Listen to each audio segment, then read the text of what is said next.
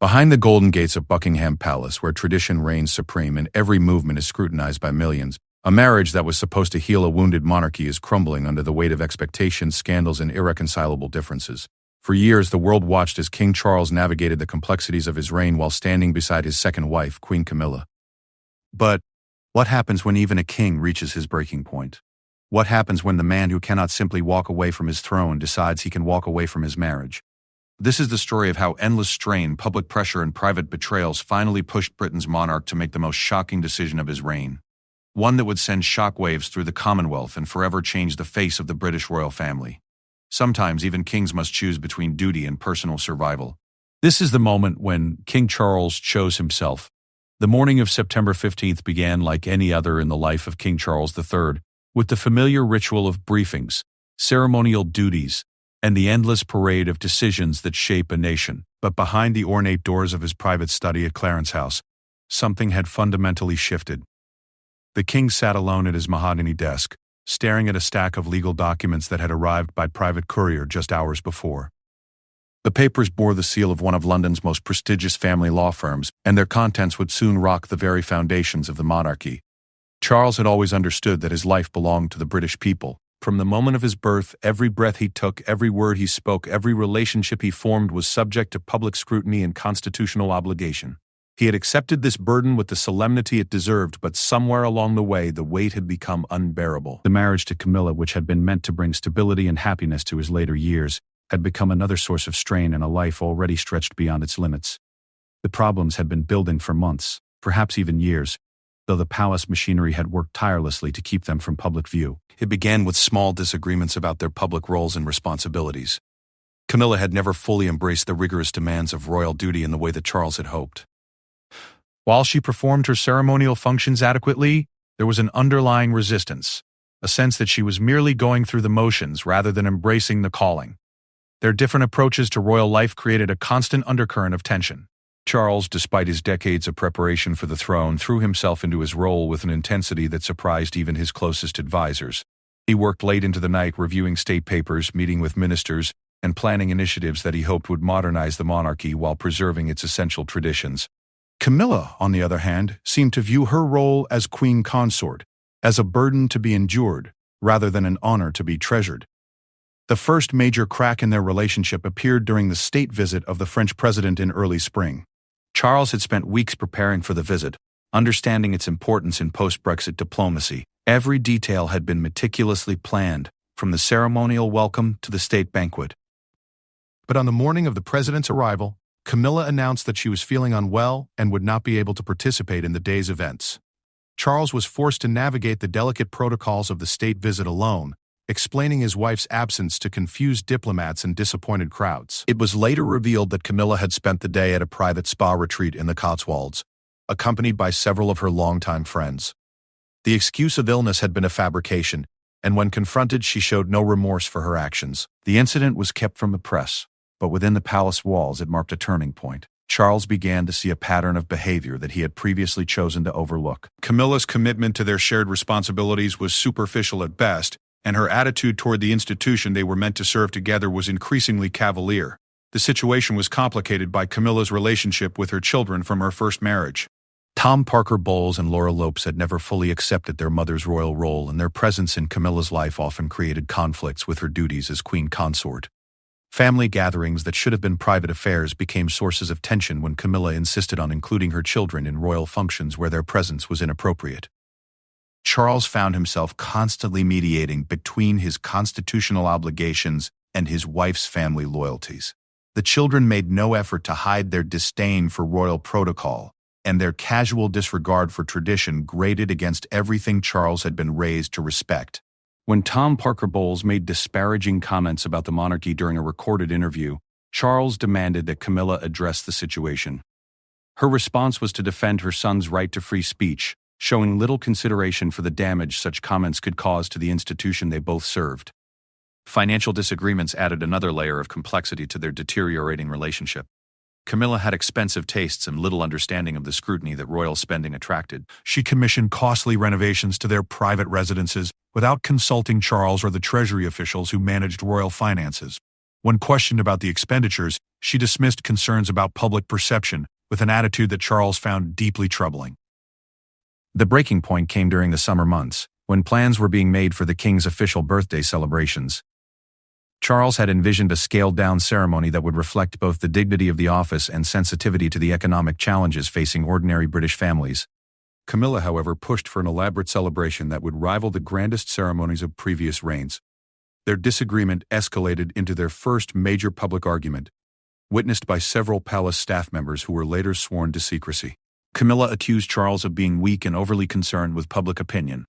Charles, in turn, questioned whether she understood the responsibility that came with their positions. The argument ended with Camilla storming out of the room, declaring that she had not signed up for a life of constant criticism and second-guessing. In the weeks that followed, their interactions became increasingly formal and cold. They maintained their public appearances together, but behind closed doors they lived essentially separate lives. Charles threw himself even deeper into his work, finding solace in the clear expectations and measurable outcomes of statecraft. Camilla, meanwhile, began spending more time away from court, often visiting friends and family without informing Charles of her plans. The palace staff, trained to maintain discretion regardless of circumstances, watched the royal marriage disintegrate with professional stoicism. But privately, many of them worried about the impact on Charles's health and well-being. The king had visibly aged in recent months, and the strain of managing both his royal duties and his marital problems was taking its toll. As autumn approached, Charles made the decision to seek legal counsel. The constitutional implications of a royal divorce were complex and unprecedented in modern times. Previous royal divorces had involved younger members of the family, but the dissolution of a reigning monarch's marriage raised questions that had no clear answers in law or precedent. The legal team Charles assembled was led by Sir Marcus Whitfield, a barrister with expertise in both family law and constitutional matters. Sir Marcus had handled several high-profile divorces involving members of the aristocracy, but he understood that this case would be unlike anything he had previously encountered. The discretion required would be absolute, and the legal strategies employed would need to account for the unique position of the monarch in British society. Charles's decision to pursue divorce was not made lightly or in anger. It was the calculated conclusion of a man who had spent his entire life balancing personal desires against public duty. He had given his marriage every opportunity to succeed, but the fundamental incompatibilities between himself and Camilla had proven insurmountable. The institution of the monarchy was bigger than any individual, including himself, and he could no longer allow his personal situation to compromise his effectiveness as king. The legal proceedings would need to be handled with unprecedented care. Unlike ordinary divorces, which could be resolved through standard legal channels, a royal divorce required consideration of constitutional law, parliamentary oversight, and international diplomatic implications. The king's marriage was not merely a personal contract but a matter of state significance. Sir Marcus advised Charles that the process would likely take months to complete, during which time absolute secrecy would be essential. Any premature revelation of the king's intentions could destabilize not only the monarchy but also the government and financial markets. The legal team would work through intermediaries and use coded communications to prevent any leaks to the press or political opposition. As September drew to a close, Charles had made peace with his decision. The documents on his desk represented not failure, but the courage to acknowledge when a situation had become untenable. He had spent decades learning to put duty before personal happiness, but he had also learned that sometimes duty required difficult personal choices. The monarchy needed a king who could lead with clarity and conviction, not one distracted by an irreparable marriage. The next phase of his life would be challenging in ways he could barely imagine, but Charles felt a sense of relief that he had not experienced in years. For the first time since becoming king, he felt that he was taking control of his destiny rather than simply reacting to circumstances beyond his control. The papers before him represented both an ending and a beginning, and as he reached for his pen, Charles knew that there was no turning back from the path he had chosen. The weeks following Charles's initial consultation with Sir Marcus Whitfield were marked by a careful choreography of secret meetings and coded conversations. Every aspect of the divorce proceedings had to be planned with the precision of a military operation, as the slightest leak could trigger a constitutional crisis that would dwarf any scandal the royal family had previously endured. Sir Marcus had assembled a team of 5 specialists, each sworn to absolute secrecy through legal agreements that carried severe penalties for any breach of confidentiality. The team included experts in constitutional law, family court proceedings, media management, and international diplomatic protocol. They met in a nondescript office building in Holborn, far from the usual haunts of royal advisors, and well away from the prying eyes of court correspondents. Charles attended these meetings under elaborate security arrangements that involved decoy motorcades and carefully planned routes through London's back streets. His protection officers, accustomed to unusual requests from their charge, asked no questions about these mysterious appointments that appeared on his private schedule with increasing frequency. During one particularly intense session in early October, the legal team outlined the multiple challenges they would face in pursuing the divorce. The primary obstacle was the Church of England's position on the dissolution of marriage. As Supreme Governor of the Church, Charles's divorce would create theological and institutional complications that had no clear precedent. The Church had evolved considerably since the days when royal divorces were unthinkable, but dissolving the marriage of the Supreme Governor remained uncharted territory. Dr. Helena Morrison, the constitutional law expert on the team, explained that they would need to navigate carefully between ecclesiastical law and civil law. The Church would likely require extensive consultations with senior bishops and theological scholars before taking any official position on the king's divorce. These consultations could take months and would inevitably involve dozens of people, making secrecy increasingly difficult to maintain. Sir Marcus proposed a strategy that would involve approaching the Archbishop of Canterbury privately before any formal proceedings began. The Archbishop's support, while not legally necessary, would be politically essential for managing the broader implications of the divorce. Without the Church's understanding, if not outright blessing, the king's position as head of the Anglican Communion could become untenable. The financial aspects of the divorce presented another layer of complexity. Unlike ordinary marriages, the royal couple's assets were intertwined with crown property, parliamentary grants, and centuries of accumulated wealth that belonged to the institution rather than to any individual. Camilla's entitlement to support would need to be carefully calculated to ensure that she could maintain an appropriate standard of living without creating an ongoing drain on the public purse. Margaret Chen, the team's financial specialist, had been working through various scenarios for settling the divorce. Camilla would likely retain certain properties that had been designated for her use, along with an annual allowance that would allow her to maintain her dignity while removing her from any official royal duties. The challenge was structuring these arrangements in a way that would satisfy both parties while protecting the crown's long-term financial interests. The question of titles presented perhaps the most delicate challenge of all. Camilla's status as queen consort was not merely ceremonial but carried legal and constitutional significance. The process of removing these titles while allowing her to retain appropriate recognition for her years of service required careful legal drafting and extensive consultation with parliamentary authorities. Charles attended most of these planning sessions in person, though he occasionally participated through secure video links when his official schedule made travel impossible. His demeanor during these meetings was businesslike and determined, showing none of the emotional turmoil that his closest advisors had observed in recent months. The king had clearly made his peace with the decision and was focused on ensuring that the process would be handled with dignity and minimal disruption to the monarchy's operations. During one memorable session in late October, Charles surprised his legal team by asking detailed questions about the impact on Camilla's children. Despite his frustration with Tom Parker Bowles and Laura Lopes, he wanted to ensure that his actions would not unfairly affect their lives or careers. This consideration for his stepchildren's welfare, even in the midst of pursuing divorce from their mother, impressed the legal team and demonstrated the thoughtful approach Charles was taking to an inherently difficult situation. The team's media specialist, James Crawford, had been developing strategies for managing the inevitable press coverage once news of the divorce became public. His analysis painted a sobering picture of the media storm that would follow any announcement. The British tabloid press would treat the story as the scoop of the century, while international media would scrutinize every aspect of the royal marriage's breakdown. Crawford recommended a carefully staged revelation process that would allow the palace to control the narrative as much as possible. This would involve strategic leaks to trusted journalists, exclusive interviews with sympathetic media outlets, and a comprehensive communications plan that anticipated and addressed the most damaging potential storylines. The goal was not to prevent negative coverage, which was impossible, but to ensure that the king's perspective was clearly communicated and understood. One of the most challenging aspects of the planning process was maintaining normal royal operations while preparing for such a dramatic change. Charles continued to fulfill his ceremonial duties alongside Camilla, attending state functions and public engagements as if nothing had changed. Their public interactions remained cordial and professional, though those who knew them well could detect the underlying tension. The strain of maintaining this facade was evident in both of them, but it was particularly noticeable in Charles's demeanor. Staff members noted that he had become more formal and distant in his interactions with Camilla, though he continued to treat her with the respect due to her position.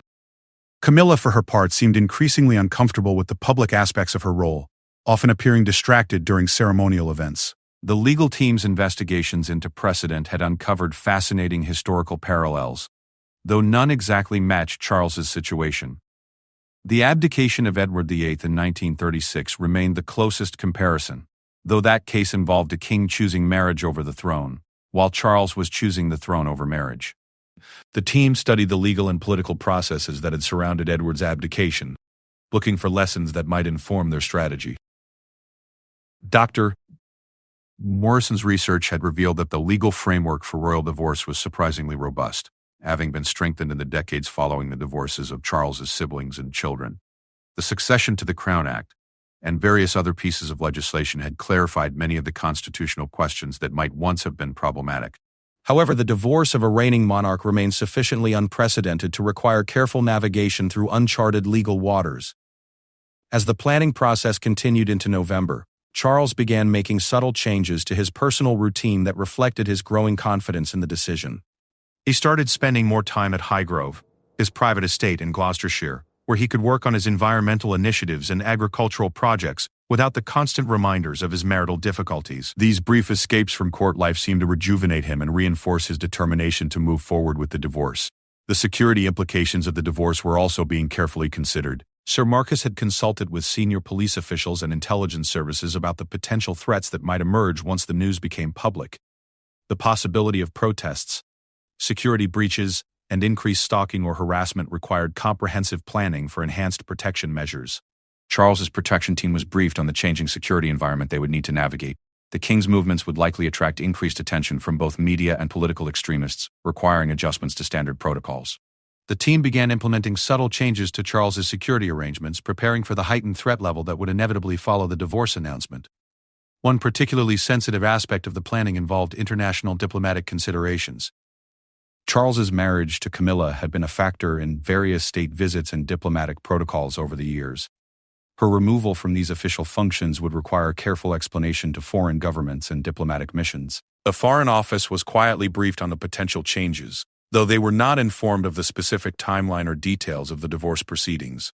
Diplomatic officials began developing contingency plans for managing international relations during the transition period, understanding that foreign governments would have questions about protocol and precedent. Throughout this period, Charles maintained his regular communications with his sons William and Harry, though he had not yet revealed his divorce plans to either of them. The king understood that his decision would have significant implications for the line of succession and the future of the monarchy, and he wanted to ensure that the legal framework was fully established before involving his children in the discussion. The legal team had advised Charles that informing William as heir to the throne would be essential before any public announcement. Prince William's support would be crucial for managing the political and constitutional implications of the divorce, and his understanding of the situation would help ensure continuity of royal operations during the transition period. As November progressed, the comprehensive planning for the divorce began to feel less like a theoretical exercise and more like an inevitable reality. Charles's determination had not wavered, and the legal framework was taking shape in ways that made the process appear both feasible and manageable. The careful preparation that had gone into every aspect of the proceedings reflected both the complexity of the king's position and his commitment to handling the situation with appropriate dignity and responsibility. The secret meetings would continue for several more weeks, but the foundation had been laid for what would become one of the most significant royal decisions of the modern era. Charles had demonstrated that even as king he retained the ability to make difficult personal choices, and his legal team had shown that the constitutional monarchy was sufficiently flexible to accommodate even unprecedented circumstances. The next phase of the process would require even greater discretion and more complex negotiations, but Charles felt confident that he had assembled the right team and developed the right strategy for navigating the challenges ahead. The weight of the crown was significant, but it did not have to crush the man who wore it. The ancient stone walls of Lambeth Palace had witnessed many crucial moments in the relationship between crown and church, but few conversations held more potential for constitutional upheaval than the one scheduled for a gray December morning. Archbishop of Canterbury, Dr.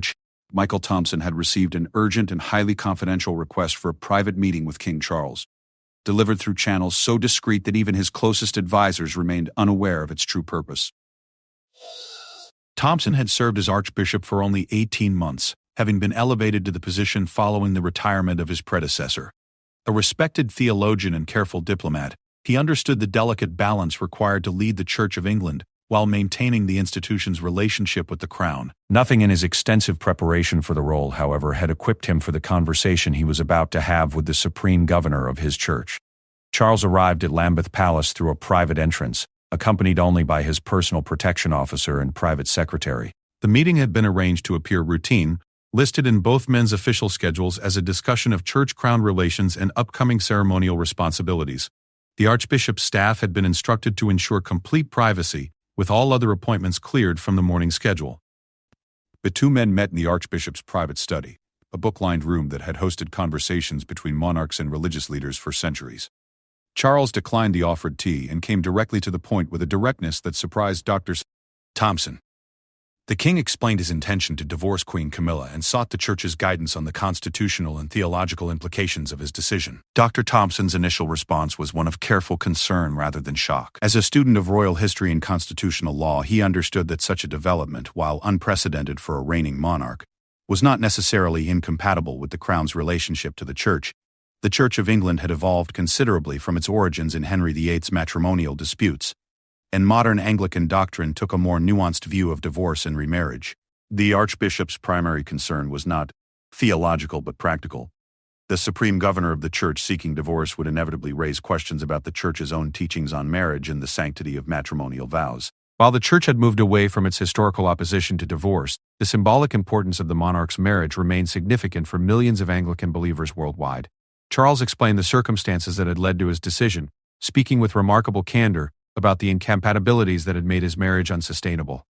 He emphasized that the decision was not made in anger or haste, but represented the careful conclusion of a man who had exhausted all possibilities for reconciliation. The king's primary concern, he explained, was ensuring that the monarchy could continue to serve effectively without the distraction and tension of an irreparable marriage. Dr. Thompson listened without interruption, occasionally taking notes on points that would require further theological and legal consultation. He appreciated the king's honesty and the obvious care with which the decision had been considered. The archbishop could see that Charles was seeking not permission which was not his to give, but understanding and support from the institution he led as supreme governor. The conversation turned to the practical implications of the divorce for the church's operations and public standing. Charles would remain supreme governor regardless of his marital status, but the church would need to address questions from parishioners and clergy about the apparent contradiction between royal behavior and traditional Christian values. Dr. Thompson suggested that the church's response would need to emphasize the complexity of human relationships and the importance of compassion over judgment. The archbishop raised several questions about the timing and process of the divorce announcement. From the church's perspective, it would be essential to have clear theological guidance prepared before news became public. The church's leadership would need time to develop a unified response that acknowledged the king's decision while reaffirming the institution's commitment to the sanctity of marriage. Charles appreciated the archbishop's measured approach and agreed to provide advance warning of any public announcements to allow for appropriate church preparations. The king understood that Dr. Thompson's position was particularly difficult, as he would need to balance support for the crown with leadership of an institution that had historically viewed marriage as indissoluble. Dr. Thompson requested permission to consult confidentially with a small group of senior bishops and theological scholars. These consultations would be essential for developing the church's official response and ensuring that the broader Anglican communion understood the reasoning behind any support for the king's decision. The archbishop emphasized that these consultations would be conducted with absolute discretion and would involve only individuals whose loyalty and discretion were beyond question. The king agreed to the archbishop's request but emphasized the critical importance of maintaining secrecy until the legal proceedings were more advanced. Any premature revelation of the divorce plans could destabilize both the monarchy and the government, creating unnecessary chaos during an already challenging period for the nation. The meeting lasted nearly 3 hours, with both men exploring the historical, theological, and constitutional dimensions of the situation. Dr. Thompson's scholarship proved invaluable in identifying precedents and developing frameworks for understanding the king's position. While no exact parallels existed in Anglican history, there were sufficient examples of the church adapting to changing circumstances to provide a foundation for supporting Charles's decision. Following their meeting, Dr. Thompson began the delicate process of consulting with his most trusted advisors. The group he assembled included the bishops of London and Winchester, both of whom had extensive experience in constitutional matters. along with Dr. Sarah Mitchell, a theologian specializing in marriage and family ethics, and Canon David Roberts, an expert in church-crown relations. These consultations took place over several weeks, with participants sworn to secrecy through both formal oaths and personal appeals from the Archbishop. The discussions were wide-ranging, covering everything from scriptural interpretation to constitutional precedent. The group's conclusion was that while the king's divorce would be unprecedented, it was not incompatible with his role as supreme governor or with the Church's modern understanding of marriage and human relationships. Dr. Mitchell's theological analysis proved particularly influential in shaping the Church's eventual position. Her research demonstrated that contemporary Anglican doctrine emphasized the importance of human flourishing and psychological well-being, concepts that could be compromised by remaining in a fundamentally incompatible marriage. The Church's teaching on forgiveness and new beginnings provided additional theological support for accepting the king's decision. The practical implications for church operations were more complex. The Archbishop would need to address questions from diocesan bishops, many of whom would learn of the divorce only through media reports. The Church's response would need to be coordinated across multiple levels of leadership to ensure consistency and prevent conflicting messages from emerging. Canon Roberts' expertise in constitutional matters proved essential for understanding the legal framework governing the relationship between Crown and Church. His analysis confirmed that the Supreme Governor's authority derived from statute rather than personal worthiness, meaning that the king's marital status did not affect his ecclesiastical position. This constitutional clarity would be crucial for defending the Church's continued relationship with Charles following his divorce. The international implications for the Anglican Communion required careful consideration. Churches in more conservative regions, particularly in Africa and parts of Asia, might view the king's divorce as incompatible with traditional Christian values. Dr. Canastasia Babylonians Thompson would need to manage these relationships carefully, emphasizing the distinction between local cultural practices and fundamental Christian doctrine. The Archbishop's communications team began developing materials that could be deployed once news of the divorce became public. These included theological explanations of the Church's position, historical context for understanding royal marriages, and practical guidance for clergy who would inevitably face questions from parishioners. Dr.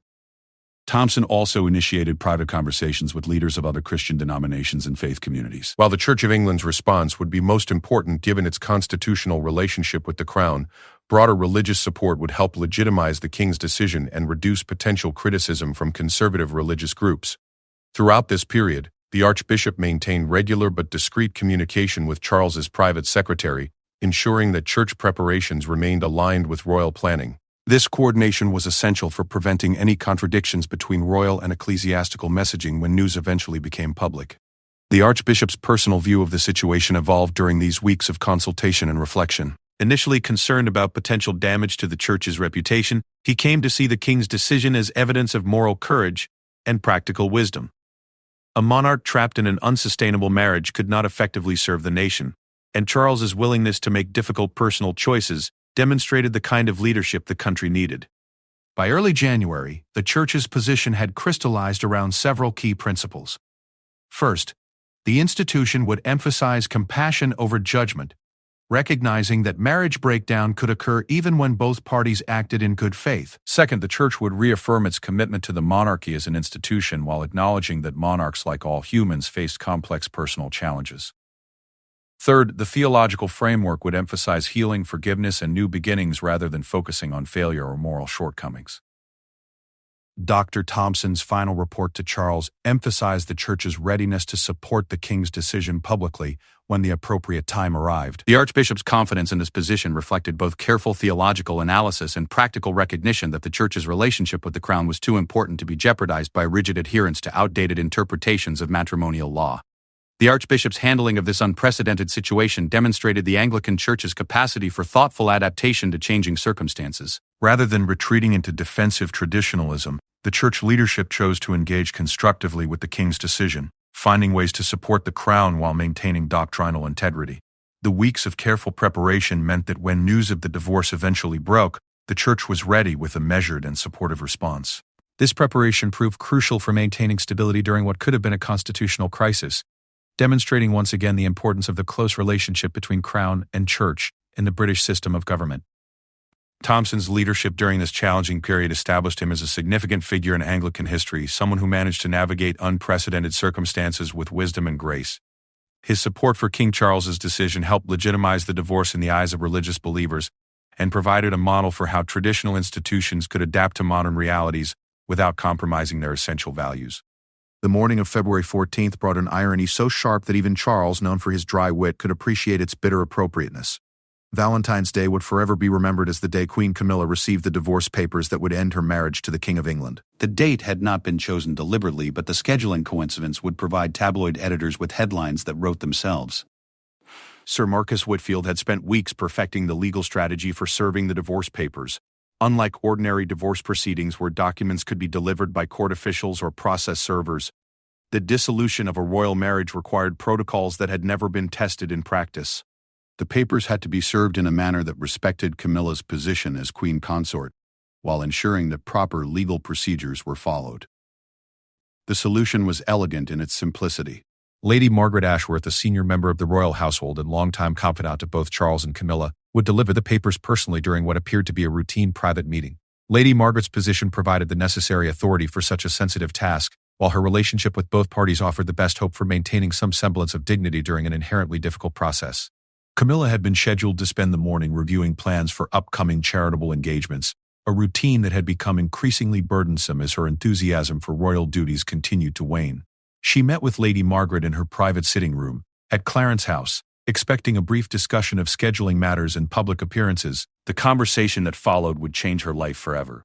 Lady Margaret began with careful diplomatic language, explaining that she was acting on behalf of the king in a matter of utmost delicacy and importance. She then presented Camilla with a leather portfolio containing the divorce documents, along with a personal letter from Charles explaining his decision and expressing his hope that the process could be conducted with mutual respect and minimal public acrimony. Camilla's initial reaction was one of stunned silence. Despite the obvious problems in their marriage, she had not anticipated that Charles would actually pursue legal dissolution. The papers in her hands represented not just the end of their personal relationship, but the termination of her role as queen consort and her position within the royal family. The implications were staggering in their scope and complexity.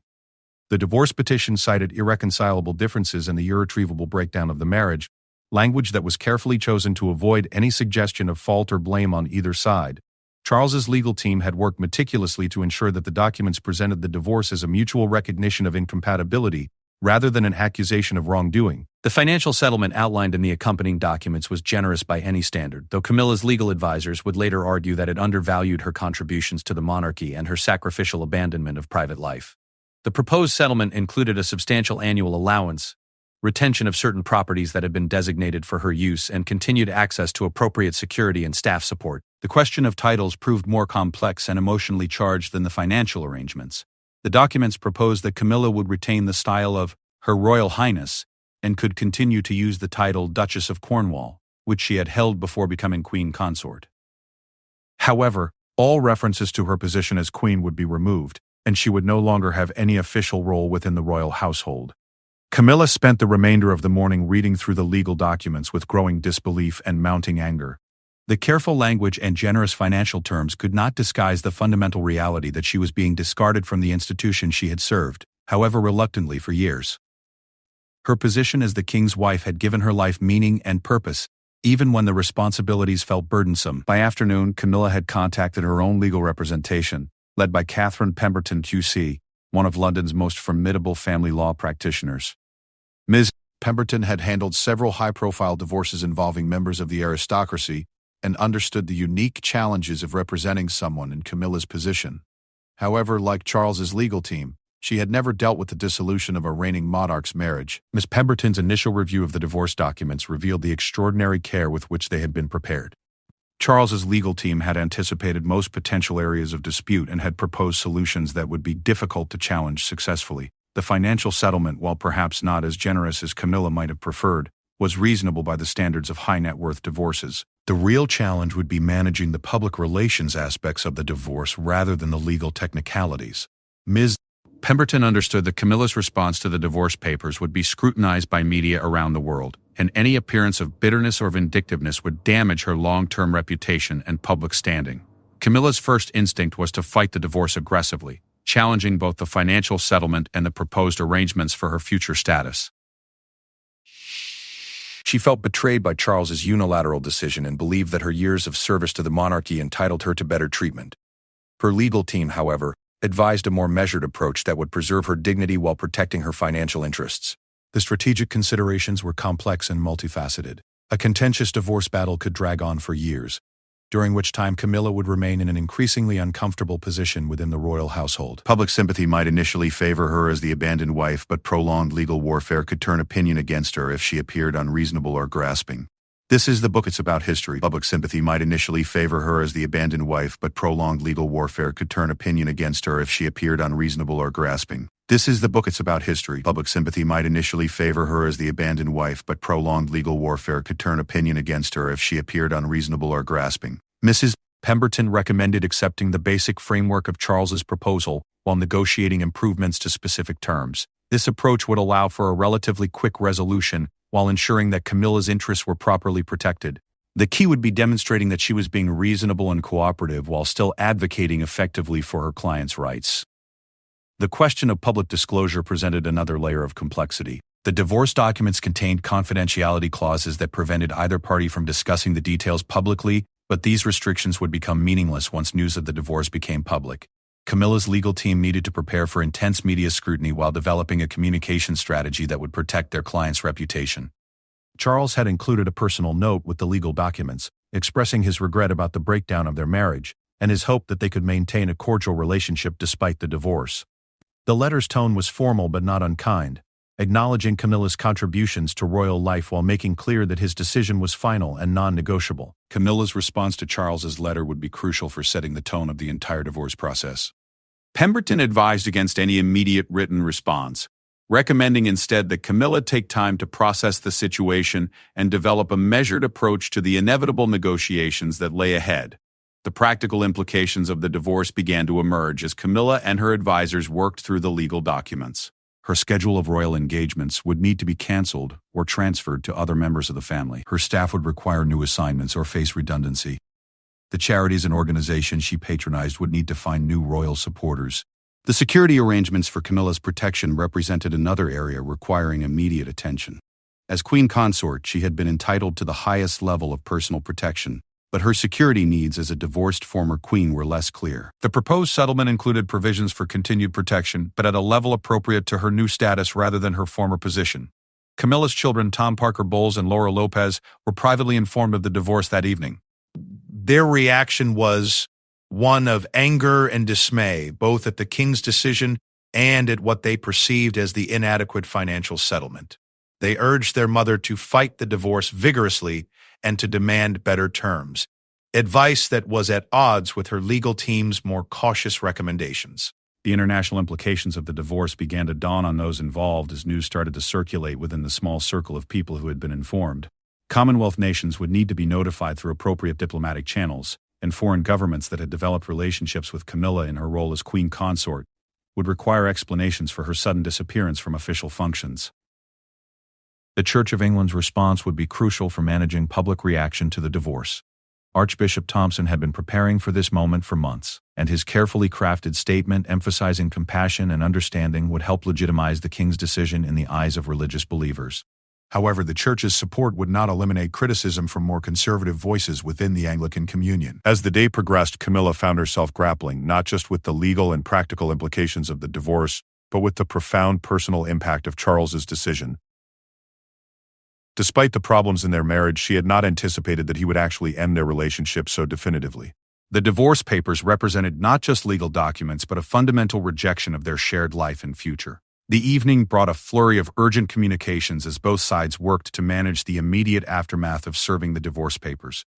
Security was heightened around all royal residences, and communications protocols were activated to prevent any premature leaks to the media. The palace machinery that had protected royal secrets for centuries swung into action to buy time for proper planning and preparation. Charles spent the evening at Highgrove, his private estate where he could find some peace amidst the turmoil he had set in motion. For the first time in months, he felt a sense of relief and clarity about his future. The difficult conversation with Camilla was yet to come, but the legal framework was now in place for moving forward with the divorce. The serving of the divorce papers marked the point of no return in the dissolution of the royal marriage. What had begun as private dissatisfaction and incompatibility had now become a matter of legal record setting in motion, a process that would transform the monarchy and captivate the attention of the world. The careful planning and diplomatic language could not disguise the fundamental drama of the moment. The King of England had decided to divorce his queen, and the reverberations of that decision would be felt far beyond the walls of any palace. February 14th had indeed become a day that would live in history, though not for reasons that anyone would have anticipated when the date was first chosen for serving the papers. The news broke at exactly 6:47 p.m. on March 15th, delivered through a carefully worded statement from Buckingham Palace that had been refined through dozens of drafts over the preceding weeks. The announcement was simultaneously released to major news outlets around the world, ensuring that the story would be reported with the gravity and accuracy that such unprecedented news demanded. Within minutes, the revelation that King Charles III was divorcing Queen Camilla had become the most significant royal story since the death of Queen Elizabeth II. The palace statement was a masterpiece of diplomatic language, explaining the king's decision in terms that emphasized personal growth, mutual respect, and the paramount importance of effective royal service. The document carefully avoided any suggestion of fault or blame, instead framing the divorce as a mature recognition that the marriage had run its course, and that both parties would be better served by pursuing separate paths forward. Charles had spent the morning of the announcement at Windsor Castle, meeting with Prime Minister Sarah Richardson to brief her on the situation and ensure that the government was prepared for the inevitable questions and speculation that would follow. The Prime Minister's response was supportive and understanding, recognizing that the king's personal happiness was ultimately in the nation's best interest. The initial media response was explosive but largely respectful, reflecting the careful groundwork that had been laid by the royal communications team over the preceding months. Major newspapers had been given advance briefings that allowed them to prepare thoughtful analysis rather than rushing to publish speculative stories. The result was coverage that, while intense, maintained a level of dignity appropriate to the gravity of the situation. Camilla's response came through her own carefully prepared statement delivered 3 hours after the palace announcement. Her message struck a tone of sadness but acceptance, acknowledging the breakdown of the marriage while expressing gratitude for her years of service as queen consort. The statement's graceful language reflected the advice of her legal and communications teams, who had worked tirelessly to ensure that she would emerge from the divorce with her reputation intact. The international reaction was swift and varied, reflecting the different relationships that various nations maintained with the British monarchy. Commonwealth countries were generally supportive, understanding that a stable and effective monarch was in their shared interest. European monarchies offered discreet messages of support, recognizing the difficult position that Charles had navigated with considerable skill and dignity. Public opinion polls conducted in the days following the announcement showed surprising levels of support for the king's decision. Nearly 60% of respondents expressed understanding for Charles's position, with many commenting that they preferred an honest acknowledgement of marital failure to the maintenance of a pretense that fooled no one. The British public's pragmatic response reflected a mature understanding of the challenges facing modern royal marriages. The Church of England's response, delivered by Archbishop Thompson, proved crucial in legitimizing the divorce among religious believers. The Archbishop's statement emphasized the importance of personal well-being and effective leadership, explaining that the Church supported the king's difficult decision to prioritize his ability to serve the nation over the maintenance of an unsustainable marriage. Parliamentary reaction was muted but generally supportive. Most MPs understood the constitutional implications of royal divorce and recognized that Charles's decision, while unprecedented, did not threaten the stability of the monarchy or the government. A few Republican voices called for broader constitutional reform, but these remained isolated and attracted little public support. The legal proceedings moved forward with remarkable efficiency once the divorce became public knowledge. Both sides had agreed to the basic framework during months of private negotiations, and the formal court processes were largely ceremonial. The divorce was finalized within 6 weeks of the initial announcement, setting a record for the speed of high-profile matrimonial dissolution. Camilla's transition from queen consort to private citizen was handled with considerable grace and dignity. She retained her security protection and financial support while gradually withdrawing from public life. Her final official engagement was a charity event for one of her longtime patronages, where she delivered a moving speech about the importance of service and the privilege of representing the crown. The practical changes to royal operations were less dramatic than many observers had anticipated. Prince William and Catherine stepped up to handle additional ceremonial duties, while other members of the royal family increased their public engagements to fill the gap left by Camilla's departure. The monarchy's ability to adapt and continue functioning effectively demonstrated the institution's resilience and flexibility. Charles's personal transformation following the divorce was remarkable to observe.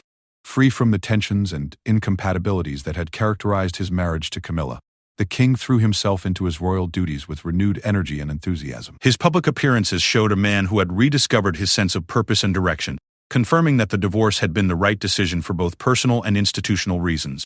The king's environmental initiatives, which had been somewhat overshadowed during his marriage difficulties, received renewed attention and support. Charles used his newfound personal clarity to advance causes that had long been close to his heart, demonstrating that effective leadership required not just constitutional authority but personal conviction and emotional stability. The impact on the line of succession was minimal but symbolically significant.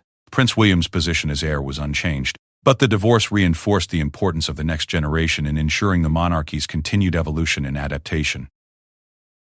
William and Catherine's stable marriage provided a reassuring contrast to the difficulties that had plagued Charles's personal life. International diplomatic relationships were quickly recalibrated to account for Charles's changed marital status. Foreign governments that had developed protocols involving Queen Camilla adapted their procedures without significant difficulty. The British diplomatic service proved adept at managing these transitions, ensuring that the divorce did not disrupt important international relationships. The financial settlement of the divorce was completed without significant controversy, despite initial concerns about the cost to taxpayers. Camilla's ongoing support requirements were modest compared to the overall royal budget, and the removal of her official duties actually resulted in some cost savings for the royal household. Media interest in the story gradually diminished as the initial shock wore off and the practical arrangements proved uncontroversial. The British press, after an initial feeding frenzy, moved on to other stories as it became clear that neither Charles nor Camilla was interested in providing the kind of ongoing drama that sells newspapers. Charles' relationship with his sons improved noticeably following the divorce, as the removal of marital tensions allowed for more natural family interactions. Both William and Harry expressed private relief that their father had finally addressed the problems that had been obvious to his family for years. The divorce, paradoxically, brought the royal family closer together by eliminating a source of ongoing stress and dysfunction. The broader constitutional implications of the royal divorce proved less significant than initially feared. Legal scholars concluded that the monarchy's foundations remained secure and that Charles's actions had actually strengthened the institution by demonstrating its ability to adapt to changing circumstances while maintaining its essential character. Public confidence in the monarchy increased in the months following the divorce, as Charles's renewed effectiveness as king became apparent to observers both within Britain and internationally. The decision to prioritize royal duty over personal comfort resonated with a public that valued honesty and effective leadership over the maintenance of convenient fictions. The king's social life gradually evolved to reflect his changed circumstances, though he showed no immediate interest in remarriage or serious romantic relationships. His focus remained firmly on his royal duties and personal interests, particularly his environmental work and cultural patronages. Friends noted that Charles seemed more relaxed and confident than he had been for years. The precedent established by Charles's divorce had broader implications for the monarchy's future. The successful navigation of such an unprecedented situation demonstrated that the institution could handle even the most challenging personal circumstances while maintaining its constitutional role and public support. Looking back from the perspective of several months, the royal divorce appeared less like a crisis and more like a necessary evolution. Charles had demonstrated that modern monarchs could make difficult personal decisions while maintaining their effectiveness as constitutional leaders. The king's example would influence how future generations of royals approached the balance between personal happiness and public duty. Rather than sacrificing individual well-being for institutional requirements, Charles had shown that sometimes the best service to the crown required difficult personal choices. As the first anniversary of the divorce announcement approached, Charles reflected privately on the transformation in his life and reign. The decision to end his marriage had been agonizing but ultimately liberating, allowing him to become the kind of king he had always aspired to be. The crown, rather than constraining him, had become the vehicle for expressing his deepest convictions and commitments. The story of King Charles's divorce would be studied by constitutional scholars and royal biographers for generations to come. It represented a watershed moment in the evolution of the British monarchy, demonstrating that even the most ancient institutions could adapt to modern realities, while preserving their essential character and purpose. In choosing freedom over convention, Charles had paradoxically strengthened both himself and the crown he served. After endless strain, the king acts Camilla gets divorce papers.